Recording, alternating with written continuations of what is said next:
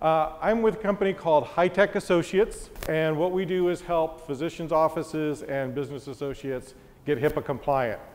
HIPAA has been around since 2003, but most of you probably only know it as a Notice of Privacy Practices. Other than that, most offices that we encounter do not have HIPAA policies and procedures, do not have a breach response plan, do not have any of the things that could cause you to be found in willful neglect, which is where you do not want to be. So I'm going to go through today some of the basics. And one of the things that I always find out whenever I go into an office, I'll ask the HIPAA compliance officer, if they know who that is, if not the office manager, what are you guys HIPAA compliant? And they'll always say, yes, we're HIPAA compliant. So my first question to them is, do you have a risk analysis done in the past year? Their answer always is, what is a risk analysis? Well, a risk analysis is your fundamental basic step to HIPAA compliance. For meaningful use, the reason that they say risk analysis performed instead of saying you have to be HIPAA compliant is because nobody knows what HIPAA compliance is, and that's what we're going to go over tonight and basically tell you how you can get HIPAA compliant, how you can avoid fines that right now are coming in at willful neglect for $100,000 for even a small physician's practice, and even more if you're bigger. So the reason that nobody's paid attention to HIPAA was because it was not really enforced. And even up until now, the Office of Civil Rights, when you violate a patient's privacy rights, you actually violate their constitutional rights. So it's the Office of Civil Rights that investigates HIPAA violations. They've been working on, if you don't have a HIPAA complaint against you, you stand virtually no chance of getting audited. But one patient complaint moves you up to the top of the line. Right now, I don't know how many of you know this, but for the past 2 years, we've been working under what's called the the interim final rule for high-tech. They have finally finalized the bill, and the high-tech omnibus bill is getting ready to come out of the Office of Budget and Management right now. When that happens, there's going to be even more changes to the HIPAA laws and high-tech. But the biggest thing is that OCR, the Office of Civil Rights, has said we're going to move from a reactive, going only after those that have complaints against them, to a proactive.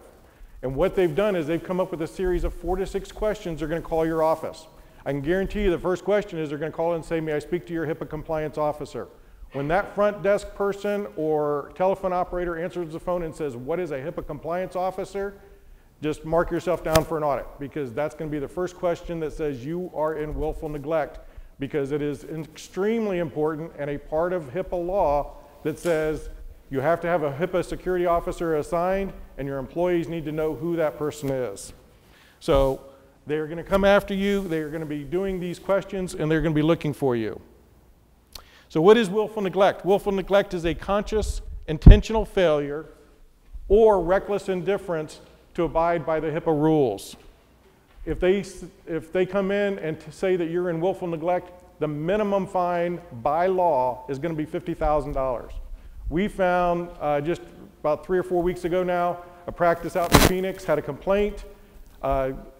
OCR determined that they had not had a risk assessment performed. They fined them $100,000 for not having a risk assessment. Why is HIPAA important to your practice? Well, we just talked about the severe fine, step number 2 that I've got here. Number 3, the audits are coming. We just talked about that. But the number 1 reason is because you really need to protect the patient privacy. And that's really what HIPAA is about. We have found in our experience that most offices do not even have basic protections to protect the patient privacy. We've walked into offices with unsecured Wi-Fis. We've walked into offices with no configuration management, stuff that the IT companies do. We've walked into offices with no firewalls, no real protection to those patient records at all. Those patient records are very valuable. In this local area, one girl working at a physician's office was selling that information for $110 per record out the door. Cost that company well over $500,000 to resolve that breach. So right now, the going price on the internet for the cyber criminals to buy that information is about $50 per record. So if you've got 2,000, 3,000 records, you are a target because you're a potential big payday for these guys. In South Florida, organized crime, the #1 organized crime setup right now is going after medical identity theft. One company had 1,100 Medicare patient records, billed Medicare $2.8 million in 3 months. By the time the EOBs hit and anybody found out, they were moved off to another location. So it's big money. There's big reasons for them to come after your information. So what is HIPAA? HIPAA is actually quite a few different things. You've got in 2003, the HIPAA law passed. That was the privacy. That basically said what the patient rights are and that you have to notify them in your notice of privacy practices. In 2005 became the HIPAA security rule, and that rule is about 75% policies and procedures to make sure you're doing the right things and 25% IT. Then in 2010, along with the stimulus bill, came the HITECH Act. And the HITECH is basically HIPAA's big brother. It basically gave teeth to HIPAA. HIPAA fines used to be $100 for violations. And as you can see with willful neglect, HITECH took that all the way up to $50,000. They say the maximum that you can be fined in a calendar year is $1.5 million, but they have extracted tens of millions of dollars out of large companies for HIPAA violations. So whatever they want to do to you, they can do. You have no court redress with HIPAA. So if OCR comes in and says you owe them $100,000, you owe them $100,000. You have no backup to go anywhere else. Well, next we have the breach notification rule. That's probably the biggest financial impact your practice has. Because if you have a breach of more than 500 records, so say all 3,000 of your records were breached, you have to send out first-class letters to each of those patients within a time period. In Florida, it's 45 days. You have to provide them, if there's any evidence that their information has been used for identity theft, you have to provide every single one of them with 2 years of identity theft protection. You have to also work to do other things, and I've got that later in the slide, but basically it's a whole laundry list of things. The estimated cost is about $90 in hard dollar cost it's going to cost you, and probably another $110 in loss of reputation and loss of business costs. I happen to know one of the employees that was working, it was at the Ankle and Foot Center when they had their breach, and she said for months all they did was handle phone calls from irate patients. I had another customer, their name was too similar to theirs, even though it was Florida something other, Florida Sports something, but they got calls. They were inundated with calls from their patients calling and saying, you know, why did you lose my medical records? And then she said then the whole staff for a month was just filling out all those letters to all the patients. So it's going to have a devastating impact to your practice. If you have a breach, even if you're fully HIPAA compliant, you still have to go through the breach response. So there's no getting out of doing that response. Getting back to how we avoid willful neglect, how we avoid the breach, and how we avoid having a patient call into HHS or fill out their form online and do a complaint, basically is through documentation. HIPAA is all about documentation. HIPAA auditors, if you get selected for an audit, they're going to send you a letter within 10 days. From the date of the letter, you have to have all your HIPAA documents to them. That means all your policies and procedures, all your evidence of showing that you've got your patients signing for their records, all of your breach response plan. Basically about 600 to 700 pages of documents that you have to produce to them because they know that if you can't produce those, you're in willful neglect, and that just makes their job even easier. What do we need to do? From a documentation standpoint, you have to have HIPAA policies and procedures. And each of you for attending tonight is going to get our HIPAA compliance kit for free, and that's going to have all your policies and procedures. That doesn't mean you're HIPAA compliant. You need to read through those. I tell when I do the risk assessments and go through the plan, I basically say that the HIPAA compliance officer has to take at least an hour a week to work on this, and it's going to take them a full year just to get through what we have in the kit. Now the good thing is once you start working on your HIPAA compliance, you're out of willful neglect. Once you start making these changes, you're no longer in willful neglect. You're going to train your staff that when somebody calls and says, who's your HIPAA compliance officer, they're going to say, that person is so-and-so, let me get them on the phone for you. You don't want somebody at the front desk taking those calls and answering the next 4 to 5 questions that are going to come, because those are going to determine whether or not you're going to get an audit. So you really want to make sure that that's done. For policies and procedures, you need them for both the security rule and the privacy rule. The security rule is set in stone. Those are the patient's rights, and there's no flexibility. The security rule is scalable. So if you've got a one practice physician, you only need to do what's reasonable and appropriate for there. If you've got a 10 practice physician, your responsibilities are going to be even greater. So, but it is flexible. So we don't go in and tell a single practice physician that they've got to buy the most expensive firewall out there, that they've got to do this and that and the other. We work with them and show them what's reasonable and appropriate for the level of what they have. You have to have a breach response plan. That's here in the kit. It's as easy as reading it, assigning your team members, and hoping you never have to use it. But basically what the government's saying is you've only got, in Florida, 45 days to get all this stuff done.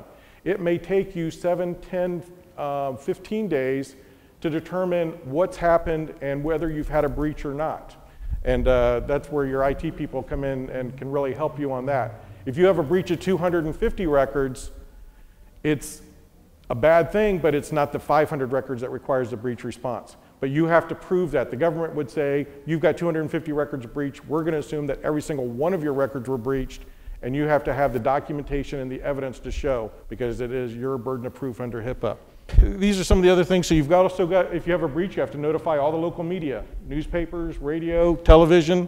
You have to notify HHS, and all that has to be done within that 45-day time frame, and it's a guaranteed audit.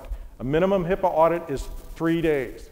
They take all those documents I told you have to send them, they study them for 30, 60 days, then they come in, they don't talk to you about your HIPAA compliance, they watch your HIPAA compliance. They want to make sure that your employees, that's why it's a 3-day audit, because they're not there to ask you about your HIPAA compliance, they're there to make sure that you're following your policies and procedures.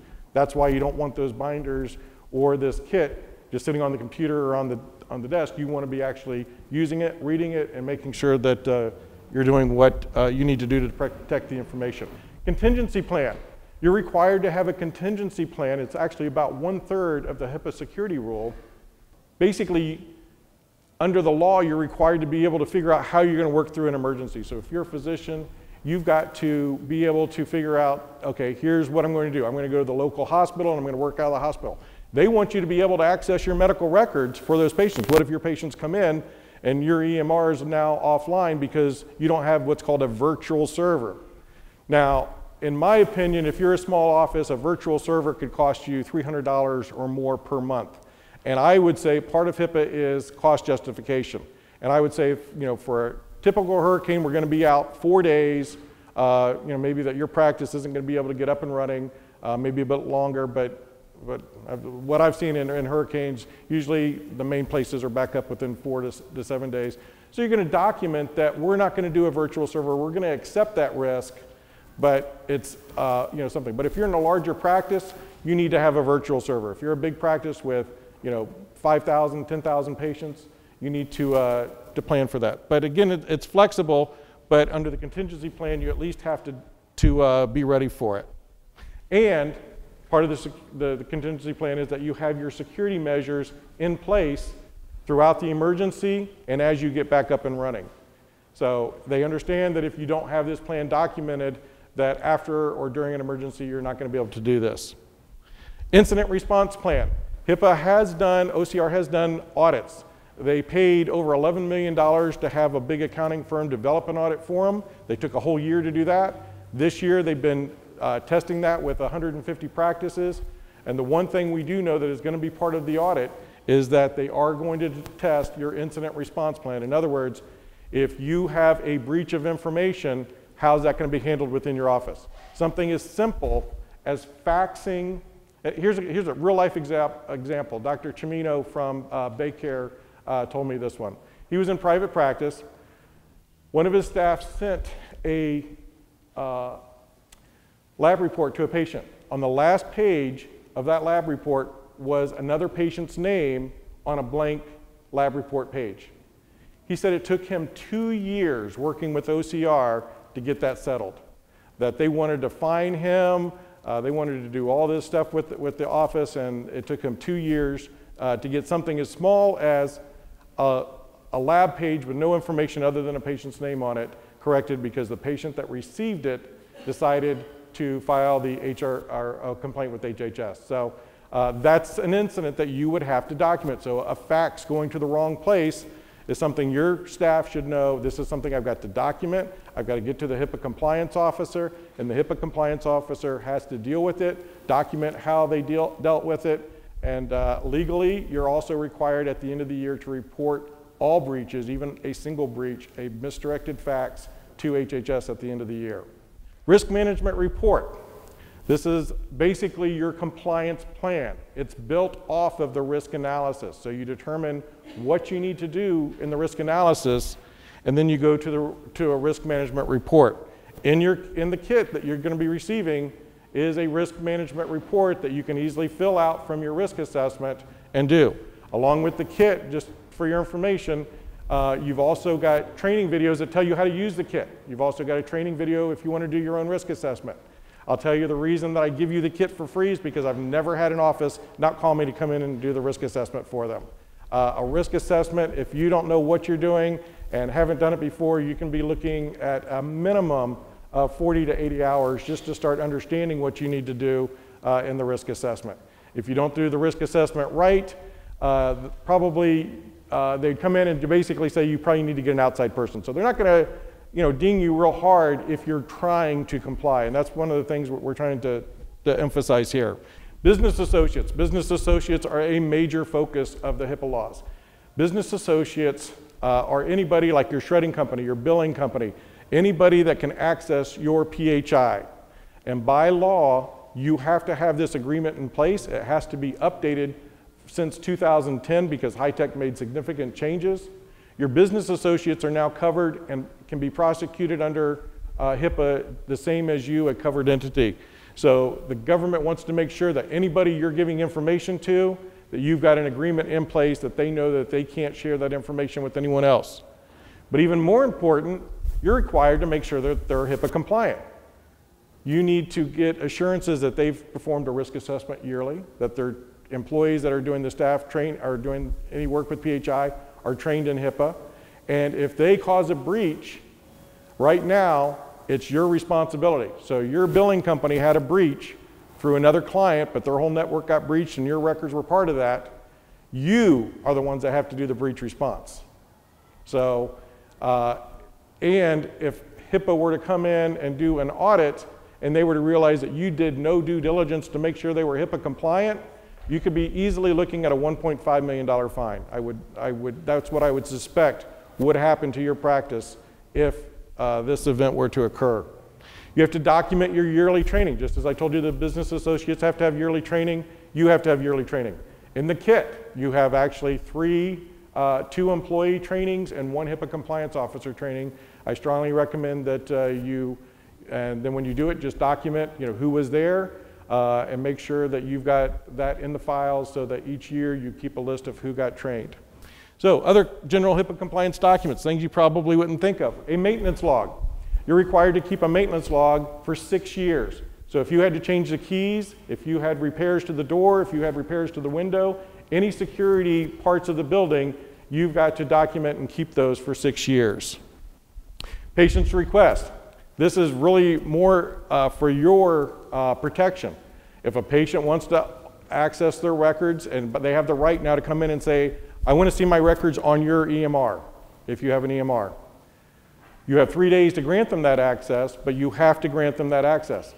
The bad thing is if they come in and they want to sit there and peruse through their whole record, you've got to have somebody there with them because no EMR out there today will lock them out of going into other patients' records. So you've got to stand there.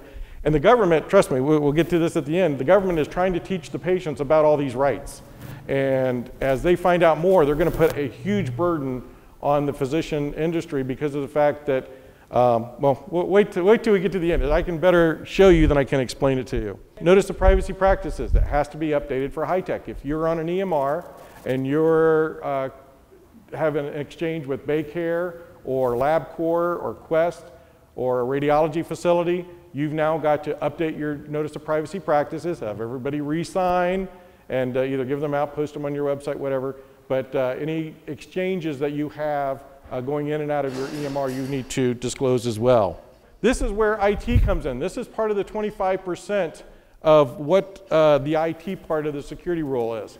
And this is probably the most expensive thing that I have to recommend to physician offices, but it's also your biggest protection because the burden of proof is on you. And there's two different places where the security rule says you have to monitor your network. You have to know basically what we call audit logs. Audit logs are what get the operating system and the firewalls generate to basically tell you whether you've had an intrusion, whether even authorized users are going into places where they're not allowed to or attempting to. So you've got to monitor those audit logs to do that. It's also very important with this to make sure that your patches are all up to date. Your Microsoft Word, your Adobe Acrobat, all of these things have to be patched and updated to help keep out the viruses and the worms, or the cyber criminals will use those pathways to get into your system. And best thing, and that I always hear, well, you know, my EMR is still password protected. They can't get into my EMR. Well, cyber criminals are pretty smart. What they do now is they'll get in through a vulnerability through Microsoft Word, put a virus on your system, and every time you open a screen, it takes a screenshot, shoots it out as a JPEG. So they don't have to get into your EMR. All they have to do is access your computer. So if you're working from home and you've got employees that are allowed to work from home, if their computers aren't secured, your network's not secured. Your EMR, that patient information is not secured. Monitoring the system, monitoring those audit logs are really the only way to know whether or not you've had a breach, because it used to be in the old days that the people wanted you to know that you were hacked. They wanted you to know that you got a worm and a virus on your computer. Now they're very stealth. They keep in the background, so you may not know unless you've gone through your audit logs that you've been hacked, that your system's been compromised. So it's a very big, important part of HIPAA. It's one of the things that I think is most overlooked in HIPAA. And it's one of those things, I mean, most of HIPAA isn't a recurring monthly charge. This is a recurring monthly charge that I'm telling you, you've got to do. How do you get started? All that documentation, the one thing I left out was the security risk analysis, and that is the fundamental step to HIPAA compliance. That's why it is number 15 attestation for meaningful use, because the risk analysis is a thorough review of HIPAA compliance from point A to point Z. It goes through everything to make sure that your business associates are all have the contracts in place, that they're vetted for their HIPAA compliance as well, that you've got all of your security policies and procedures in place. Basically, it just goes through everything, and then that generates the risk management report, which is what you use to continue complying with HIPAA. You will never be HIPAA compliant. I do not give out a certificate that says you're HIPAA compliant. On the HHS website, it says do not trust anybody that tells you that they're going to sell you a certificate that we're going to honor as HIPAA compliant. There is no such thing. HIPAA compliance is always something you're going through. You're going to sit there, you're going to read through all these policies and procedures, and by the time you get done, it's going to be a year. And then guess what? HIPAA requires that you review them every year. You're going to have to start it all over again.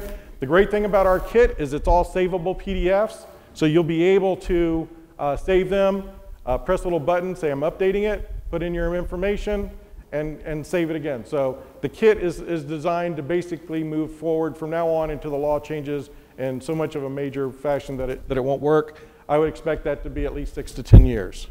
Again, I put willful neglect up here because that's where you do not want to get caught. Minimum mandatory fine by law, $50,000. So if they determine you're in willful neglect, that's the absolute minimum you will come out with. And again, no court redress on that.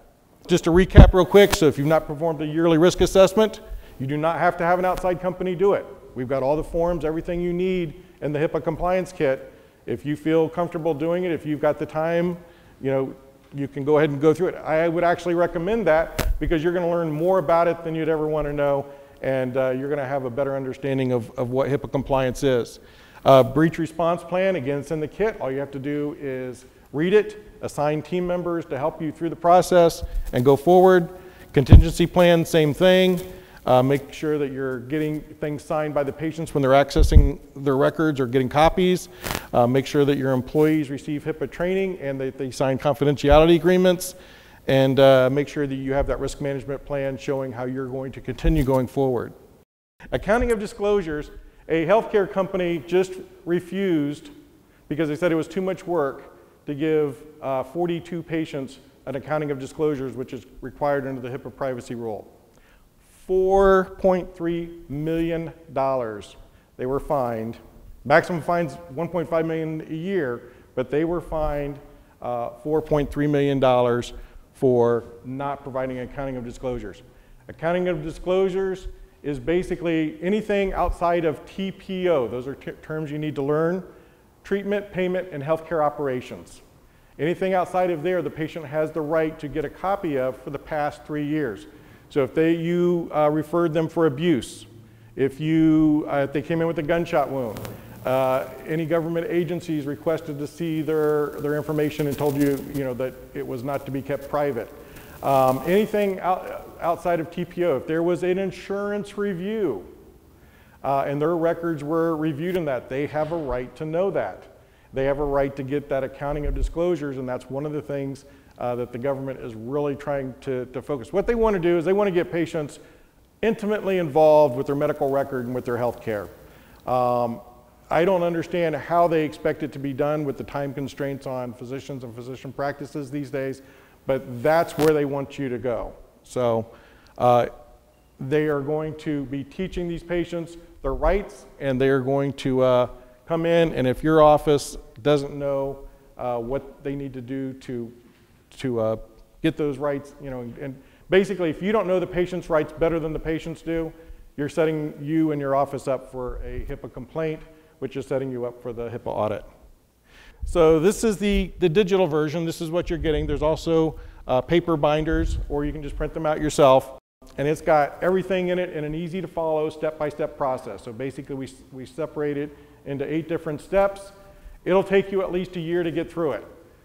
That's the same thing as when the OCR comes in and finds you in non-compliance. At the very best, if they determine that you weren't in willful neglect, they'll allow you to do what's called a corrective action plan. That means you've got to write down all the different things you're going to do, set them up in a time schedule, and every 3 months, OCR is going to come out and audit and make sure you're on your time schedule. So it's not an easy process to go through. The kit, once you open it, you're going to find everything you need right in here. And then these folders down here are for what I call convenience folders that you can put on the shared drive. That way you don't have to print out all the forms that you need. You can just have your employees go directly to them. If they need to check a privacy policy, somebody's asking for something, they need to check it, it's all right there, along with lots of other information. That's also where you see the training videos and the videos to teach you how to use the kit itself. This is how it opens up. So this is the portfolio. So you'll see the thumbnail. You use little arrow keys to go back and forth through all of these. You just, the easy way is just right click it, click open file, opens it right up. When it opens, you have the cover page that tells you a little bit about it, what the law is. Over here, you've got all the bookmark pages so you can kind of go through it all. Just in the risk assessment, you're looking at a risk assessment questionnaire, which you need to fill out, then a risk analysis form, which is basically putting all that information into the format that the government wants to see it in. And we've got lots of guidance from OCR and CMS, all the backup documents that you need to look there. So that's pretty much my portion of it, and I'll let Bob take over.